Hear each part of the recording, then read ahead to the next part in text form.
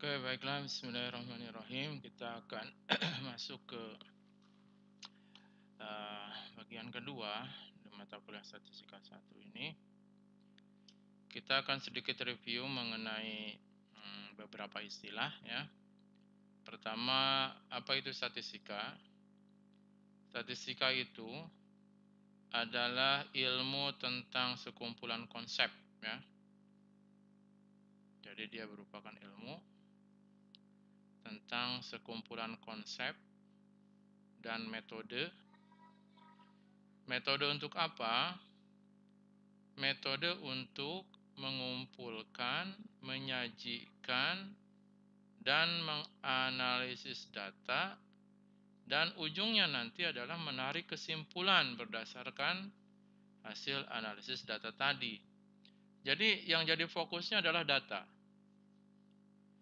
Statistika bicara tentang bagaimana mulai dari mengumpulkan data, setelah data terkumpul kemudian disajikan, lalu kemudian dianalisis, dan yang bagian akhir adalah kita menarik kesimpulan berdasarkan hasil analisis tadi.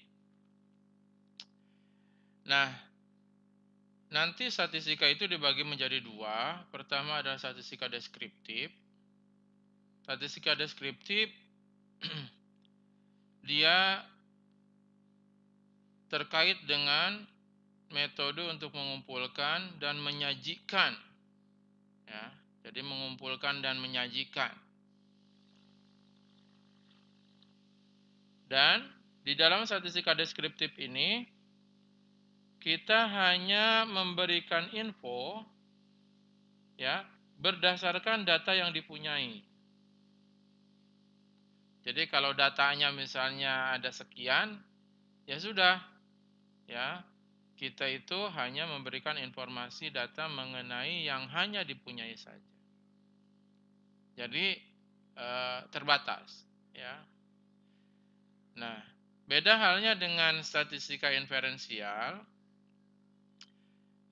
Di sini lebih jauh lagi kita bisa menarik kesimpulan yang lebih luas ya dari data yang ada.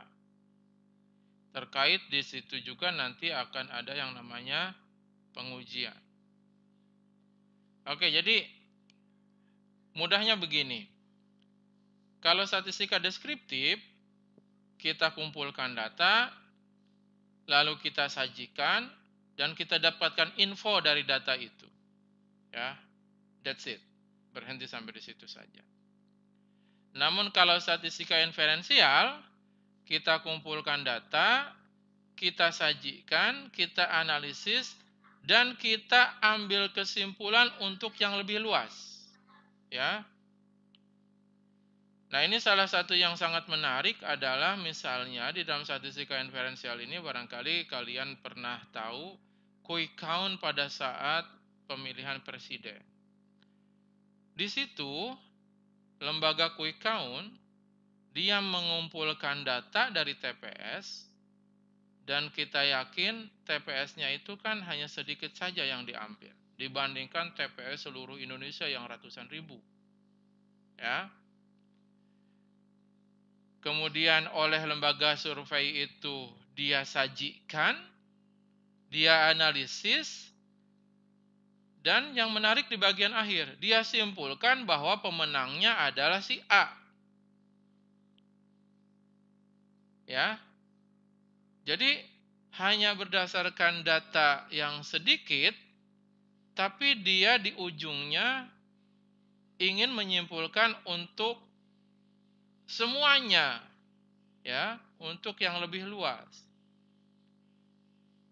Dan menariknya di sini, upaya yang dilakukan oleh lembaga quick count itu ternyata memang betul, ya, terbukti ketika KPU yang secara resmi memutuskan 1 bulan kemudian, kan KPU itu lama ya, ternyata hasilnya tidak jauh meleset dari yang dikemukakan oleh quick count. Jadi apa yang dilakukan oleh lembaga quick count itu adalah statistik inferensial. Intinya bedanya di ujung.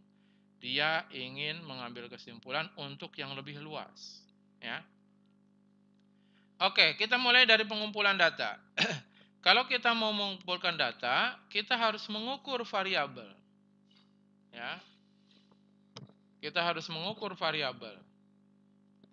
Nah, di dalam psikologi, variabelnya itu mungkin bisa diukur dengan berbagai cara yang berbeda. Ya. Kalau saya ingin mengukur tingkat kebahagiaan, nah itu kan banyak teori, ya, banyak teori. Lain halnya kalau orang eksakta, dia mau mengukur berat badan, nah itu kan tidak ada perdebatan, ya pakailah timbangan. Tapi kalau mau mengukur kebahagiaan, itu banyak caranya dan tidak semuanya memuaskan. Karena apa? Karena dari sekian pendekatan untuk mengukur kebahagiaan, salah satu variabel psikologi, dia semuanya hanyalah pendekatan. Ya. Dan di sini nanti ada dua hal yang mempengaruhi kualitas data dari hasil penelitian tersebut. Pertama adalah kualitas dari instrumennya, ya, berkenaan dengan validitas dan reliabilitas instrumen. Jadi si instrumennya, si kuesionernya, ya si angketnya, itu menentukan kualitas data hasil penelitian. Kemudian yang kedua, berkenaan dengan kualitas pengumpulan datanya. Jadi katakanlah kuesionernya udah oke, tapi kualitasnya itu ditentukan juga oleh bagaimana cara mengumpulkannya. Ya, misalnya antara cara mengumpulkan data langsung dikasih ke responden dilepas gitu ya, dan kemudian kita bandingkan misalnya dengan kuesioner yang dipandu oleh si pewawancara. Kita yakin di situ mungkin nanti akan ada perbedaan. Jadi ada dua hal. Ya. Kalau variabel psikologi itu kalau mau mengumpulkan datanya, mengukur datanya, pertama adalah bagaimana kualitas dari instrumennya, yang kedua adalah bagaimana cara mengumpulkannya. Hal ini tidak kita alami kalau mau mengukur variabel eksak misalnya. Berat badan. Ya udah, taruh aja timbangan ya. Katakanlah timbangannya memang betul, maka nanti hasilnya betul. Oke, terkait dengan pengumpulan data, di sini ada beberapa istilah. Pertama adalah populasi. Ya, populasi itu adalah seluruh individu yang jadi objek penelitian. Jadi seluruh. Ya, jadi kalau populasinya mahasiswa Unisba, ya itulah seluruh individu mahasiswa Unisba. Ya. Kemudian sensus. Sensus itu adalah pelaksanaan mengukurnya. Ya, kalau menggunakan sensus, maka setiap individu di dalam populasi itu dicatat. Jadi populasi itu cara mendatanya menggunakan sensus. Ya. Kemudian ada lagi cara ngambil data yang kedua yaitu sampling. Kalau sampling dia hanya dilakukan terhadap sebagian saja dari populasi. Jadi kalau sensus mah terhadap semuanya anggota populasi, kalau sampling mah hanya terhadap sebagian. Yang sebagian itulah yang disebut dengan sampel atau contoh. Ya. Dan satu hal yang perlu dipertimbangkan adalah si sampel yang diambil itu harus mewakili populasi. Nah ini saya kembali lagi ke contoh quick count tadi. Lembaga quick count yang pada akhirnya terbukti tidak meleset dari hasil KPU, itu menunjukkan bahwa sampel TPS yang diambilnya adalah TPS yang mewakili populasi. Di lain pihak, juga kita tahu ya, ada lembaga lain yang meleset. Nah, berarti kalau dia seperti itu, maka dipastikan sampelnya tidak mewakili populasi. Maka di dalam statistika nanti ada ilmunya tersendiri bagaimana cara mengambil sampel agar mewakili populasi. Tapi si sampel itu kalau kita ingin gunakan untuk menyimpulkan yang lebih luas, maka pastikan dia harus mewakili populasi. Nah, selanjutnya kalau data udah dikumpulkan, maka nanti si data itu akan kita atur, akan kita tata. Kita pertama akan mengatur data yang jenisnya numerik, ya. Pertemuan ke-1 udah dijelaskan, ada data numerik atau kuantitatif, ada data kategorik atau kualitatif. Nah, sekarang kita akan bahas dulu bagaimana cara mengatur kalau data yang kita kumpulkan itu adalah data numerik. Ya. Karena apa? Karena cara pengaturannya itu memang tergantung kepada macam datanya. Ya, jadi macam datanya numerik ngaturnya begini. Macam datanya kategorik ngaturnya begitu. Gitu.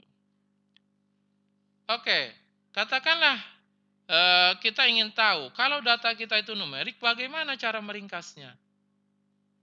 Nah, di sini saya punya data, saya teliti sebanyak 1, 2, sampai 20 orang. Dari 20 orang itu saya catat jenis kelaminnya, JK. Saya tanya berapa umurnya, saya tanya apa statusnya, dan yang terakhir misalnya saya ukur mengenai tingkat kepuasannya terhadap terhadap penanganan COVID misalnya oleh pemerintah Kota Bandung. Jadi dari 20 orang ini saya ukur 4 variabel. Jenis kelaminnya, ada perempuan, ada laki-laki, umurnya, ya, saya tanya berapa umurnya, kemudian statusnya ada mahasiswa, ada pegawai, ada karyawan, ada ibu rumah tangga, dan kemudian saya ukur, katakanlah saya punya kuesioner untuk mengukur tingkat kepuasan, ya, dari para responden terhadap penanganan COVID-19 di Kota Bandung.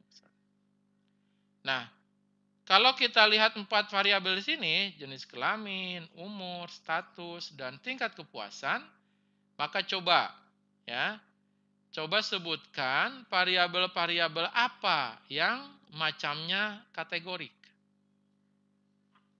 Nah, kita ingat di pertemuan ke-1, kalau kategorik itu hanya sekedar kelas. Berarti yaitu jenis kelamin, karena ada kelas perempuan, ada kelas laki-laki. Dan juga variabel status, karena ada klasifikasi mahasiswa, klasifikasi pegawai, dan klasifikasi karyawan, serta klasifikasi ibu rumah tangga. Oke, itu yang pertama ya. Kemudian mana yang macamnya numerik? Kalau numerik itu kan ada tingkatan. Nah ini, umur ini numerik ini, karena tingkatannya ada 18 tahun, 21 tahun, 25 tahun. Demikian juga tingkat kepuasan. Ada yang tingkat kepuasannya 16, 17. Jadi variabel umur dan variabel tingkat kepuasan, dia jenisnya numerik. Oke, jelas ya, itu contoh-contoh variabel. Ya, ada yang kategorik dan ada yang numerik. Dan kita sekarang akan mempelajari bagaimana cara mengatur yang numerik. Ya, kenapa kita atur? Ya, kenapa kita analisis? Ya, kita analisis dengan cara si data mentah itu akan diatur atau ditata, dibikin lebih jelas, dan lebih disederhanakan. Bayangkan kalau data yang kita kumpulkan itu banyak, maka kita perlu menyederhanakan itu semua. Ya, perlu menyederhanakan itu semua. Ya. Nah, bagi kalian yang suka baca di media, entah itu di koran, di TV, atau di internet gitu ya, itu banyak sekali metode-metode untuk meringkas data. Ya, jadi data yang banyak itu kita ringkas hanya jadi beberapa saja, tetapi tergambar informasi yang diwakilinya. Oke. Nah, ini metode peringkasan data, ya. Itu pertama adalah kalau datanya numerik, seperti tadi kan umur. Nah, itu ada dua, bagaimana kalau kita ringkas dengan cara grafik dan kalau kita ringkas dengan cara aritmetik. Ya. Grafik menjadi gambar, aritmetik menjadi ringkasan angka atau nilai. Oke. Kalau kita mau ringkas menjadi metode grafik, maka pendekatan geometriknya yaitu salah satunya kita bisa bikin jadi histogram.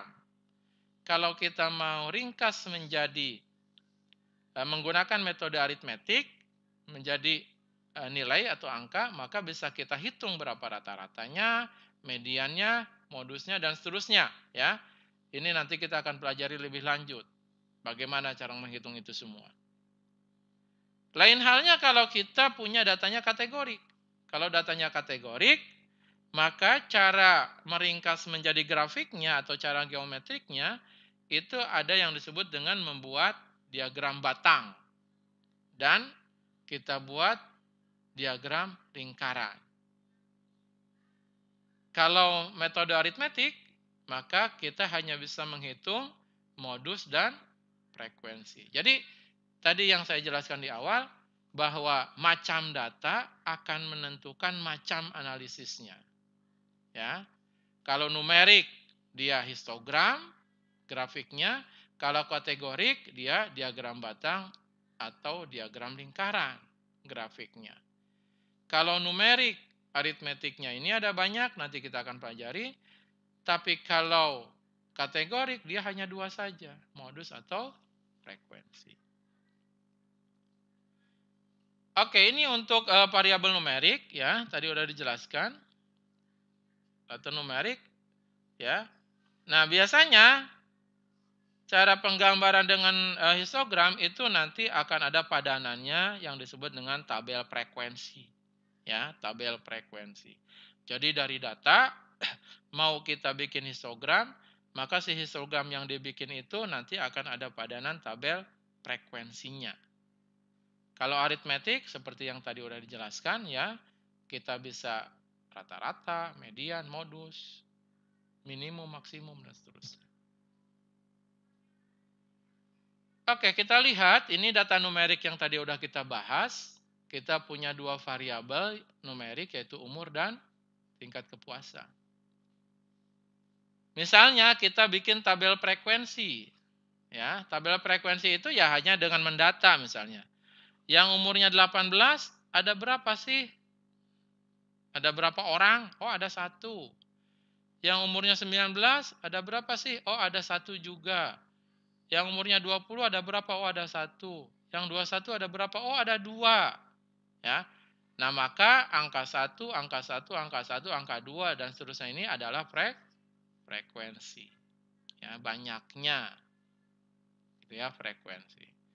Nah, sekarang kalau skor kepuasan juga sama. Berapa banyak sih yang skor kepuasannya 11? Oh, ada satu. Yang 12 ada satu. Dan seterusnya. Ya. Nah, ini ada dua hal yang kalau kita perhatikan ya, pembuatan tabel frekuensi umur dengan pembuatan tabel frekuensi kepuasan, di sini ada dua hal yang agak berbeda. Ya. Kalau yang kepuasan, di sini sudah cukup jelas. Yang asalnya datanya tadi ada 20 angka, ternyata di sini sudah menjadi relatif lebih ringkas. Di mana misalnya ya, oh ternyata kebanyakannya tingkat kepuasannya itu di angka 17. Ada 6 orang loh, kebanyakannya di situ. Namun beda halnya dengan tabel frekuensi umur. Ya. Di sini ini tampaknya masih mirip aja dengan data aslinya. Ya. Oleh karena itu, maka ada catatan di sini, mungkin kita perlu mengelompokkan. Ya, kita perlu mengelompokkan biar lebih jelas. Nah, bagaimana cara mengelompokkannya? Ya, misalnya kita bisa bikin tabel distribusi frekuensi misalnya dengan lebar interval 10. Ya. Mulai dari umur 16. Oh, kalau kita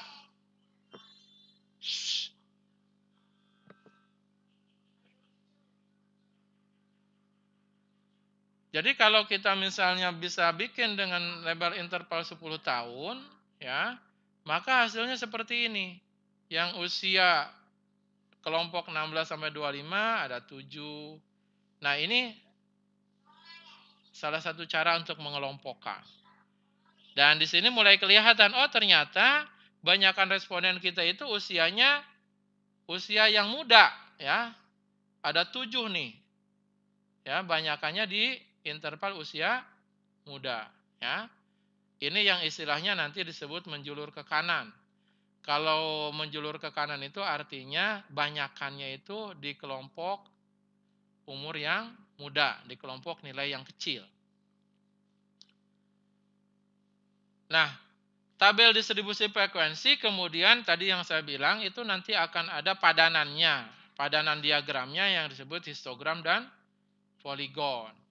Nah, histogram ini hanya mengubah dari tabel tadi menjadi bentuk gambar. Ya. Bentuk gambar di mana gambarnya itu setiap interval dia akan dibikin jadi persegi panjang yang tingginya itu ditunjukkan oleh frekuensinya. Artinya apa? Kalau si persegi panjangnya itu makin panjang, makin tinggi, itu artinya frekuensinya makin besar. Nah, coba kita bikin histogram dengan Excel. Ini tahapannya. Pertama adalah kita input datanya, lalu kita blok, ya, si data yang kita mau bikin histogramnya tadi. Lalu nanti pilih menu insert, lalu kemudian pilih lambang histogram. Ini lambang histogram, ya. Atau lambang histogram itu nanti ada keterangan insert statistic chart, ya. Itu langkah ketiga.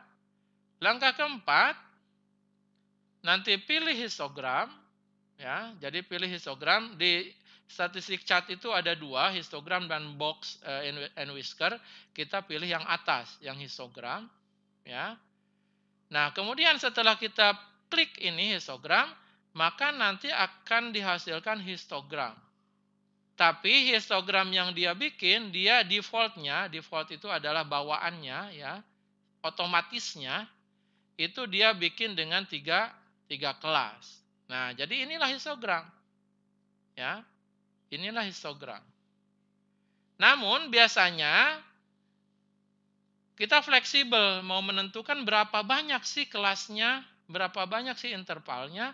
Untuk itu maka nanti kalau kita mau ubah jumlah kelasnya, kita klik tanda plus yang ada di pojok kanan atas. Nah, ini nih. Klik, ya. Lalu lanjutkan, ya, ke cat elemennya, klik axis, ya, akses ini sumbu artinya. Kemudian klik yang ini yang paling bawah, more axis option. Dalam rangka apa? Dalam rangka mengubah jumlah kelas. Karena apa? Karena tadi otomatisnya 3. Bagaimana kalau kita mau ubah? Ya. Caranya seperti itu.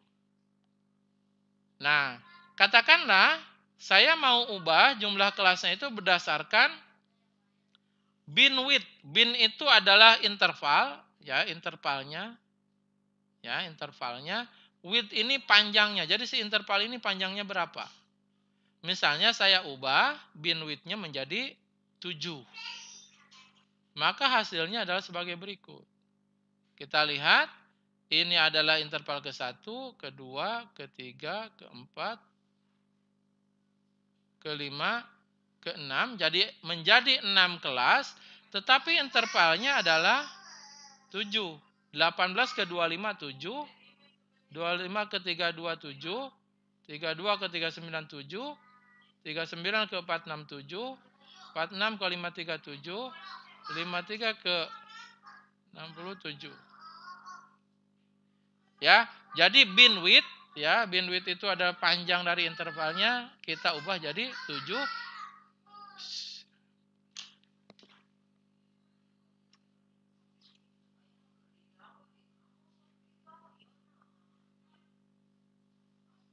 Oke, jadi 7 semuanya. Sehingga di sini jumlah intervalnya menjadi 6 ya.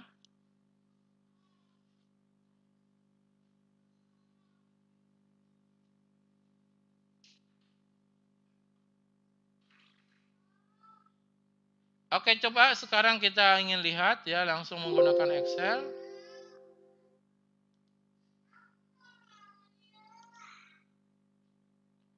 Jadi kita blok, pertama kita blok,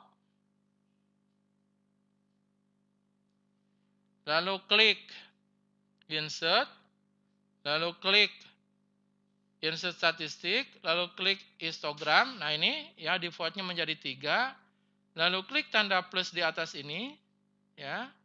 Lalu axis, lalu klik segitiga hitam di sebelah kanan axis ya. Kemudian klik more axis option yang paling bawah ini.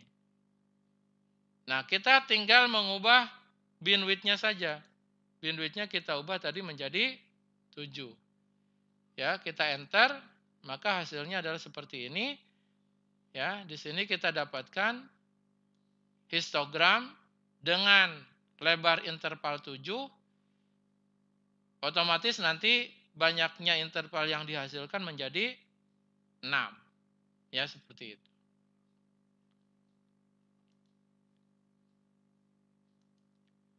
Oke, jadi itulah histogram. Nah, si histogram ini ya, kita kalau mau catat tabel distribusi frekuensinya ya jadi seperti ini ya. Interval ke-1 18 sampai 25, kedua 25 sampai 32, ketiga, keempat, kelima, keenam ya. Lalu lihat frekuensinya berapa ya. 18 sampai 25 itu ternyata frekuensinya 7. Dari mana ini 7? 7 ini ya ini tinggi dari interval ke-1. Tingginya 7. Ya, ini 7 nih. Lalu interval kedua tingginya 4. Ya, interval ketiga dan keempat tingginya 3. Jadi itulah frekuensi, ya. Jadi 7, 4, 3, 3, 1, 2. Dan totalnya adalah 20. Oke, jadi histogram udah berhasil kita bikin, tabel distribusi udah berhasil kita bikin. Nah, selanjutnya ada yang disebut dengan poligon. Ya. Poligon apa? Poligon itu sekedar menghubungkan titik tengahnya, ya. Semua titik tengahnya dihubungkan saja sehinggalah nanti menjadi poligon. Ya. Oke, jadi itu saja untuk pertemuan kita kali ini. Kita sudah membahas mengenai meringkas data numerik ya menjadi grafik. Ya. Karena grafik itu histogram ada padanannya yaitu tabel distribusi frekuensi ya. Jadi selain bikin histogram juga tabel distribusi frekuensinya dan terakhir kita bikin poligonnya. Terima kasih. Assalamualaikum warahmatullahi wabarakatuh.